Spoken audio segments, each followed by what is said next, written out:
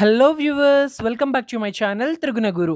ఈరోజు ఈ వీడియోలో నేను ఉస్మానియా యూనివర్సిటీకి సంబంధించిన పేపర్ ప్యాటర్న్ ఏ విధంగా ఉండబోతుంది అండ్ ఫస్ట్ సెమిస్టర్ ఎగ్జామ్స్ రాయబోతున్నారు కదా, అండ్ అంతేకాకుండా సిక్స్త్ సెమిస్టర్ ఎగ్జామ్స్ రాయబోతున్న వాళ్ళందరికీ కూడా నేను కొన్ని ముఖ్యమైన టిప్స్ అండ్ ఏ విధంగా ప్రిపేర్ అయితే మీరు పోర్షన్ అంతా కవర్ చేయగలుగుతారు అనే అంశం మీద మాట్లాడబోతున్నాను. ఇంకా మీరు కానీ మన ఛానల్కి సబ్స్క్రైబ్ చేసుకున్నట్లయితే వెంటనే మన ఛానల్కి సబ్స్క్రైబ్ చేసుకోండి. లేటెస్ట్ నోటిఫికేషన్స్ కోసం బెల్ ఐకాన్ని ట్యాప్ చేయడం మర్చిపోకండి. ఇంకా టాపిక్లోకి వెళ్ళిపోతే ఇప్పటికి మనకి ఉస్మానియా యూనివర్సిటీ పేపర్ ప్యాటర్న్ ఏ విధంగా ఉండబోతుందంటే, మీకు పేపర్లో వచ్చేసి 2 సెక్షన్స్ ఉంటాయన్నమాట. First so part A, part B అని ఉంటుంది. సో మీకు పార్ట్ ఏ వచ్చేసి 20 మార్క్స్కి ఉంటుందన్నమాట. అండ్ పార్ట్ బి వచ్చేసి 60 మార్క్స్కి ఉంటుంది. టోటల్గా 80 marks and 20 marks internal marks అయితే ఉంటాయన్నమాట మీకు. సో కొన్ని పేపర్స్ అయితే ఈ విధంగా ఉంటాయి. అంటే మ్యాక్సిమం పేపర్ ప్యాటర్న్ అంతా ఈ విధంగా ఉంటుంది. కొన్ని లాంగ్వేజెస్కి ఆ పేపర్ ప్యాటర్న్ వేరేగా ఉంటుంది. అంటే కొంతమందికి మీకు 50 మార్క్స్ పేపర్ ఉంటుంది. కొంతమంది హానర్స్లో వాళ్ళకైతే 40 మార్క్స్ పేపర్ ఉంటుంది. సో ఆ విధంగా అయితే మనకి ఇక్కడ పేపర్ అయితే ఉండటం జరుగుతుంది. అంటే ఎస్ఎస్సి పేపర్ ప్యాటర్న్ అని అంటారు. సో ఎస్ఎస్సి సబ్జెక్ట్స్కి ఏవైతే ఉంటుందో వాటికి కొంచెం డిఫరెంట్గా ఉంటుంది. మీకు ఇది మాత్రం బీకామ్, బీఏ, బీబీఏ వంటి ఎగ్జామ్స్కి అయితే మీకు ఈ పేపర్ ప్యాటర్న్ అయితే అప్లై అవుతుందన్నమాట. సో ఇక్కడ చూసుకుంటున్నట్లయితే మీరు పార్ట్ ఏలో మీకు 1 to 8 క్వశ్చన్స్ అయితే అడగటం జరుగుతుంది. ఇవి షార్ట్ ఆన్సర్స్ అనమాట. సో 1 to 8 క్వశ్చన్స్లో మీరు ఇక్కడ అటెంప్ట్ చేయాల్సింది కేవలం 4 క్వశ్చన్స్ మాత్రమే. ఇది లేటెస్ట్ పేపర్ ప్యాటర్న్ అనమాట. సో ఇక్కడ మీరు చూసుకుంటున్నట్లయితే ఈ 1 to 8 క్వశ్చన్స్ అనేది ఏ విధంగా అడుగుతారంటే, మీకు యూజువల్గా అయితే 5 యూనిట్స్ అయితే ఉంటాయి కదా. సో మీకున్న 5 యూనిట్స్లో నుంచి 1, 2, 3, 4, 5 క్వశ్చన్స్ అయితే ఒక్కొక్క యూనిట్లో నుంచి ఒక్కొక్క షార్ట్ ఆన్సర్ అయితే అడగడం జరుగుతుంది. అండ్ 6, 7, 8 1 to 5 యూనిట్స్లో నుంచి ఏవైనా ఒక 3 యూనిట్స్లో నుంచి 3 క్వశ్చన్స్ అయితే అడగడం జరుగుతుందనమాట. ఇక్కడ మీరు రాయాల్సిన క్వశ్చన్స్ మాత్రం కేవలం 4 క్వశ్చన్స్ మాత్రమే. ఒక్కొక్క క్వశ్చన్‌కి 5 మార్క్స్ చొప్పున మీకు అలాట్ చేయడం జరుగుతుంది. సో 5 ఇంటూ 4 అయితే మీకు 20 మార్క్స్ ఇక్కడ పార్ట్ ఏ నుంచి వస్తాయి. సో ఇంకా పార్ట్ బి విషయంలోకి వెళ్ళిపోతే, మీకు క్వశ్చన్ నెంబర్ 9 నుంచి క్వశ్చన్ నెంబర్ 18 వరకు ఉంటాయన్నమాట. టోటల్‌గా ఇక్కడ మీకు చూసుకున్నట్లయితే 10 క్వశ్చన్స్ ఉంటాయి. సో ఈచ్ క్వశ్చన్ కూడా మీకు ఒక్కొక్క యూనిట్‌లో నుంచి 2 క్వశ్చన్స్ అయితే ఇక్కడ అడగడం జరుగుతుంది. 9థ్, 10థ్ క్వశ్చన్ ఏమో యూనిట్ 1 నుంచి, 11థ్, 12థ్ ఏమో యూనిట్ 2 నుంచి, 13థ్, 14థ్ ఏమో యూనిట్ 3 నుంచి, 15, 16 ఏమో యూనిట్ 4 నుంచి, 17, 18 ఏమో యూనిట్ 5 నుంచి అయితే మీకు ఇక్కడ క్వశ్చన్స్ అడగడం జరుగుతుంది. టోటల్‌గా ఈ 10 క్వశ్చన్స్‌లో మీరు అటెంప్ట్ చేయాల్సింది కేవలం 4 క్వశ్చన్స్ మాత్రమే. ఈ 4 క్వశ్చన్స్‌లో మీకు ఒక్కొక్క క్వశ్చన్‌కి 15 మార్క్స్ అయితే మీకు అలాట్ చేయడం అనేది జరుగుతుందనమాట. సో 15 ఇంటూ 4 వచ్చేసి మీకు 60 మార్క్స్. సో టోటల్‌గా మీకు పార్ట్ ఏలో నుంచి 20 మార్క్స్, పార్ట్ బిలో నుంచి 60 మార్క్స్. ఓవరాల్‌గా part A and part B మీద నుంచి మీకు 80 మార్క్స్ అయితే స్కోర్ చేసుకోవచ్చనమాట. సో ఇక్కడ ఒకవేళ థియరీ పేపర్ అయినా, సమ్స్ అయినా కూడా మీకు, అంటే ప్రాక్టికల్ సబ్జెక్ట్స్ అయినా కూడా పేపర్ ప్యాటర్న్ అనేది ఈ విధంగానే ఉంటుంది. సో ఈ విధంగా మీరు మాక్సిమం ఎన్ని యూనిట్స్ చదవాలి అనంటే, ఇప్పుడు 5 యూనిట్స్ ఉంటాయి కదా, 5 యూనిట్స్ కంపల్సరీ నేర్చుకోవాలంటే అవసరం లేదండి. కేవలం మీరు 3 యూనిట్స్ కూడా చదవలేని వాళ్ళు కేవలం 2 యూనిట్స్ ప్రిపేర్ అయినా కూడా సరిపోతుంది. ఎందుకు ఏంటనేది నేను చెప్తాను చూడండి. ఇక్కడ మీకు పార్ట్ ఏలో నుంచి 4 క్వశ్చన్స్ అటెంప్ట్ చేయాలి కదా, మొత్తం 8 క్వశ్చన్స్‌లో నుంచి. సో నేను ఆల్రెడీ చెప్పాను, మీరు 2 యూనిట్స్ నేర్చుకున్నా కూడా ఇక్కడ పార్ట్ ఏలో అయితే మీకు ఎంత లేదనుకున్నా ఈజీగా 2 క్వశ్చన్స్ అనేది అటెంప్ట్ చేయగలుగుతారు. అండ్ ఎట్లాగొట్లా ఇప్పుడు మీరు నేర్చుకునే ఏవైతే 2 యూనిట్స్ ఉంటాయో 6, 7, 8 క్వశ్చన్స్‌లో నుంచి ఒక క్వశ్చన్ మళ్ళీ అరైజ్ అయ్యే అవకాశం ఎట్లైనా ఉంటుంది. లేదు మీరు ఈ 4 మార్క్స్ క్వశ్చన్స్ అన్నీ అటెంప్ట్ చేయాలంటే, 5 మార్క్స్ క్వశ్చన్స్ అన్నీ అటెంప్ట్ చేయాలి అని అనుకుంటే మాత్రం ఎక్స్ట్రాగా ఒక యూనిట్ అయితే నేర్చుకోవాల్సి ఉంటుంది. అప్పుడు మీరు కంప్లీట్‌గా పార్ట్ ఏ అనేది అటెంప్ట్ చేయగలుగుతారు. ఇంకా పార్ట్ బిలో అయితే మీరు కేవలం 2 యూనిట్స్ పర్ఫెక్ట్‌గా నేర్చుకుంటే చాలండి. ఎందుకనంటే ఒక్కొక్క యూనిట్‌లో నుంచి 2 క్వశ్చన్స్ వస్తాయని చెప్పాను కదా, మీరు 4 క్వశ్చన్స్ అటెంప్ట్ చేయాలి. ఇక్కడ మీరు కేవలం 2 యూనిట్స్ నేర్చుకుంటే 2 ఇంటూ 2 మీకు 4 క్వశ్చన్స్ ఈజీగా కవర్ అయిపోతాయి. సో 4 క్వశ్చన్స్ మీకు ఇక్కడ పార్ట్ బి నుంచి అయితే 60 మార్క్స్ ఈజీగా వచ్చేయడానికి అవకాశం ఉంటుంది. సో మీరు పర్ఫెక్ట్‌గా రాస్తే 60 మార్క్స్ డెఫినిట్‌గా ఇస్తారు. ఒకవేళ మీరు ఈ 5 మార్క్స్ పాయింట్ ఆఫ్ వ్యూలో ఎక్స్ట్రాగా చదువుకోవాలనుకుంటే, మీరు జస్ట్ ఇంపార్టెంట్ అయిన 5 మార్క్స్ పాయింట్ ఆఫ్ వ్యూలో అడిగే క్వశ్చన్స్ ఏవైతే ఉంటాయో అవి కవర్ చేసుకున్నా కూడా సరిపోతుంది. సో ఆ విధంగా మీరు part A and part B అనేది ఈజీగా కవర్ చేస్తారు. ఆ విధంగా మీకు 80 మార్క్స్ అయితే ఈజీగా రావడానికి అవకాశం ఉంటుంది. ఇంకా టైమ్ మేనేజ్మెంట్ అంటారా, మీరు ఒక్కొక్క క్వశ్చన్‌కి ఎంత టైం స్పెండ్ చేయాలి.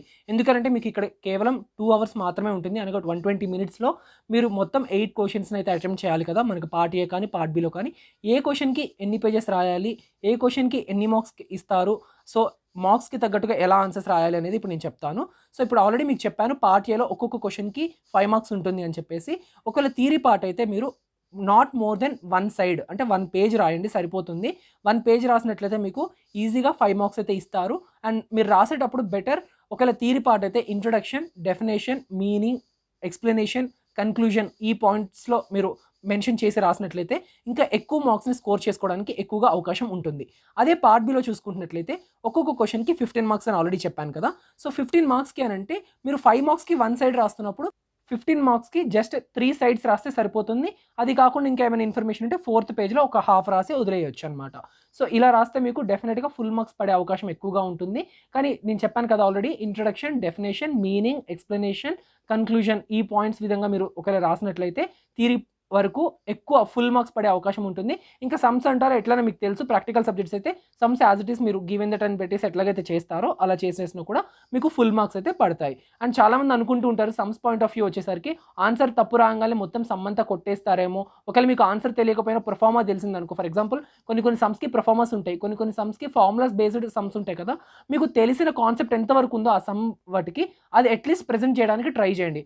అప్పుడు మీకు ఒకవేళ వచ్చినా రాకపోయినా ఆ సమ్ మీరు ఎంతైతే తెలిసింది రాస్తారో దానికి అట్లీస్ట్ 6 to 7 మార్క్స్ అయితే, 15 మార్క్స్ కాబట్టి 6 to 7 మార్క్స్ అయితే ఈజీగా వేయడం జరుగుతుందన్నమాట. ఇంకా టైం మేనేజ్మెంట్ విషయంలోకి వెళ్ళిపోతే ఒక్కొక్క సెక్షన్కి ఎంత టైం అలాట్ చేసుకోవాలి, సో ఉన్న 2 అవర్స్ని ఎలా యూటిలైజ్ చేసుకోవాలి, టైం సరిపోవట్లేదు అని అయితే చాలామంది చెప్తూ ఉంటారనమాట. సో టైం సరిపోవట్లేదు అనే బాధ నుంచి మనం దాని నుంచి ఎలా ఓవర్కమ్ చేయాలి, ఆ ప్రాబ్లమ్ని ఎలా ఓవర్కమ్ చేసి మనం టైంని మేనేజ్ చేసుకుంటూ మొత్తం అన్ని ఆన్సర్స్కి సరిపోయేటట్టు టైంని ఎలా మేనేజ్ చేసుకోవాలి అది ఇప్పుడు నేను చెప్తాను చూడండి. మీకు పార్ట్ ఏలో ఒక్కొక్క క్వశ్చన్కి మొత్తం ఎంత టైం అలాట్ చేస్తారు అంటే ఒక్కొక్క క్వశ్చన్కి not more than 5 to 7 minutes. ఎందుకంటే అది 5 మార్క్స్ క్వశ్చనే కాబట్టి 1 సైడే రాస్తారు కాబట్టి మ్యాక్సిమం 7 minutes కంటే కూడా ఎక్కువగా తీసుకోకండి. సో 5 to 7 minutes మీరు ఒక్కొక్క క్వశ్చన్కి అలాట్ చేసుకోండి. అండ్ పార్ట్ బిలో వచ్చేసి ఒక్కొక్క క్వశ్చన్కి 20 to 22 minutes అయితే మీరు తీసుకోండి. ఒక 20 minutes నుంచి 22 అయితే సరిపోతుంది మ్యాక్సిమం. కొన్నిసార్లు 25 minutes వరకు కూడా పడుతుంది. బట్ బెటర్ మీరు 20 minutesలో అయిపోగొట్టడానికి ఆన్సర్ని ట్రై చేయండి. ఈ విధంగా మీరు చూసుకుంటున్నట్లయితే పార్ట్ ఏ నుంచి మీకు మొత్తం 5 ఆన్సర్స్ కూడా ఒకవేళ 5 minutes తీసుకున్నట్లయితే మీరు ఎన్ని రాయాలి, 4 కదా. So 4 into 5 20 minutes. సరే ఆన్ ఎక్సెస్గా ఇంకొక 10 minutes ఎక్స్ట్రా వేసుకున్నారనుకోండి, హాఫ్ అన్ అవర్ అనుకుందాం. సో ఆ హాఫ్ అన్ అవర్ పక్కకు పెడితే మీకు ఇంకా ఎంత టైం ఉంది, 1.5 hours ఉంటుంది. సో పార్ట్ బిలో ఎన్ని క్వశ్చన్స్ రాయాలి, మీరు మొత్తం 4 క్వశ్చన్స్ రాయాలి. ఒక్కొక్క క్వశ్చన్కి 20 minutes అని చెప్పాను కదా. So 4 into 20 80 minutes. 80 minutes అంటే మనకి హవర్స్లో ఎంత అనమాట, 1 hour 20 minutes. సో మీరు ముందు ఇంకొక హాఫ్ అన్ అవర్ ఉంది కదా, అది కూడా దీనికి యాడ్ చేసేయండి. 1 hour 50 minutes. ఇంకా మీకు ఎంత ఉంటుంది మీ చేతిలో టైం, 10 minutes ఉంటుంది. ఈ 10 minutesని మీరు స్టార్టింగ్లో పేపర్ రీడింగ్కి అండ్ చివరిలో చెక్కింగ్కి యూజ్ చేసుకున్నా కూడా మీ టైం అనేది కరెక్ట్గా సరిపోతుంది. మీకు టైం సరిపోలేదు అనే ప్రాబ్లం నుంచి కూడా బయటపడవచ్చు. ఈ విధంగా కానీ మీరు టైం మేనేజ్ చేసుకున్నట్లయితే డెఫినెట్గా మీకు ఎలాంటి ప్రాబ్లం అయితే ఉండదు ఎగ్జామ్ టైంలో. అండ్ ఈజీగా మీ మైండ్ అంతా కూడా ఎగ్జామ్ మీద కాన్సన్ట్రేట్ చేయగలుగుతారు. అండ్ ప్రతి ఒక్క ఆన్సర్ని ఎఫిషియెంట్గా ఎఫెక్టివ్గా రాగలుగుతారు. అండ్ నేను చెప్పాలనుకున్న కొన్ని ముఖ్యమైన టిప్స్ ఏంటి అని అంటే, టిప్ నెంబర్ 1, చాలామంది స్టూడెంట్స్ ఎగ్జామ్ సెంటర్ లోపలికి వెళ్ళే లాస్ట్ మినిట్ వరకు కూడా బయట ఉండి చదువుకుంటూ ఉంటారు. సో ఇదైతే చాలా చాలా బ్యాడ్ హ్యాబిట్ అండి. సో లాస్ట్ మినిట్ వరకు చదివి మీరు లోపలికి వెళ్ళడం వల్ల ఏమవుతుందంటే మీ మైండ్ అంతా కన్ఫ్యూజ్డ్ స్టేట్లో ఉంటుంది. సో మీరు ఏవైతే నేర్చుకున్న ఆన్సర్స్ని ఎలా ఉంటుందంటే మీ లోపలికి వెళ్ళిన తర్వాత మీ మైండ్ అనేది, so me state of mind మొత్తం కూడా కన్ఫ్యూజన్కి గురై మీరు నేర్చుకున్న ఈచ్ అండ్ ఎవ్రీ ఆన్సర్ కూడా మర్చిపోయే అవకాశం అయితే చాలా ఎక్కువగా ఉంటుంది. సో బెటర్ మీరు లాస్ట్ మినిట్ వరకు కాకుండా మినిమం ఒక 5 to 20 minutes వరకు కూడా గ్యాప్ అయితే మెయింటైన్ చేయండి. అట్లీస్ట్ అంటే ఒక 5 to 20 minutes ముందుగానే మీరు ఎగ్జామ్ సెంటర్లోకి లోపలికి వెళ్ళిపోండి. సో అప్పుడు మీరు ఈజీగా మీ ప్రాబ్లమ్ని ఓవర్కమ్ చేసుకుంటారంటే చాలామంది చెప్తూ ఉంటారు, అన్న మేము అంతా చదువుకొని బాగా లోపలికి వెళ్ళాం కానీ లోపలికి వెళ్ళేసరికి అన్ని ఆన్సర్స్ మర్చిపోయామని చెప్తూ ఉంటారు. ఇలాంటి ప్రాబ్లమ్ని ఓవర్కమ్ చేయాలి అంటే డెఫినెట్గా మీరు ఒక 20 minutes ముందే అయితే ఎగ్జామ్ సెంటర్ లోపలికి వెళ్ళండి. అండ్ ఇంకొక టిప్ ఏంటి అని అంటే, ఎగ్జామ్స్కి రాసేటప్పుడు అంటే క్వశ్చన్ పేపర్ ఇచ్చిన తర్వాత చాలామంది స్టూడెంట్స్ ఏంటంటే క్వశ్చన్ పేపర్ చదవరు అనమాట, డైరెక్ట్గా రాసేసుకుంటూ వెళ్ళిపోతూ ఉంటారు. సో ఇది చాలా బ్యాడ్ హ్యాబిట్ ఇది కూడా. ఎందుకు అని అంటే, మీరు క్వశ్చన్ పేపర్ వన్స్ మీరు ఇచ్చిన తర్వాత చెక్ చేసుకొని మీకు ఏం క్వశ్చన్స్ వచ్చు, మీరు ప్రిపేర్ అయిన యూనిట్లో నుంచి ఆర్ మీరు ప్రిపేర్ అయిన కాన్సెప్ట్స్లో నుంచి ఆ క్వశ్చన్స్ అడిగారా లేదా అనేది వన్స్ పెన్సిల్తో కానీ లేకపోతే పెన్తో కానీ టిక్ చేసుకొని ఒక 2 minutes రిలాక్స్డ్గా ఆలోచించి కొంచెం కాసేపు రిలాక్స్డ్గా ఉండి అప్పుడు మీరు ఎగ్జామ్ స్టార్ట్ చేశారనుకోండి, ఎగ్జామ్ అంతా కూడా మీరు బెటర్గా పర్ఫామ్ చేయగలుగుతారు. అండ్ ఇది ఒక టిప్ అనమాట. సో ఇంకొక టిప్ ఏంటి అని అంటే, చాలామంది స్టూడెంట్స్ అంతా ఎగ్జామ్ అయిపోయిన తర్వాత సో చాలామంది లాస్ట్ మినిట్ వరకు కూడా రాస్తూ ఉంటారు కదా, అంటే టైం సరిపోక. సో ఇప్పుడు ఆల్రెడీ నేను టైం మేనేజ్మెంట్ ఎలా చేసుకోవాలని చెప్పాను. ఆ టైం మేనేజ్మెంట్ ఫాలో అయిన తర్వాత మీకు ఆల్రెడీ ఒక 10 minutes అయితే మిగులుతుంది కదా, ఆ 10 minutesలో మీరు లాస్ట్ 2 minutesలో బెటర్ మీరు ఒకసారి చెక్ చేసుకోండి. ఇలా చేయడం వల్ల ఒకవేళ మీరు ఏమైనా మిస్టేక్స్ చేసుకుంటే అవి రెక్టిఫై చేసుకునే అవకాశం అయితే మీకు దొరుకుతుంది. సో వ్యూయర్స్ చూసారు కదా ఈ రోజుకి ఈ వీడియో కానీ మీకు నచ్చినట్లయితే డెఫినెట్గా లైక్ చేయండి, షేర్ చేయండి, సబ్స్క్రైబ్ చేసుకోవడం మర్చిపోకండి.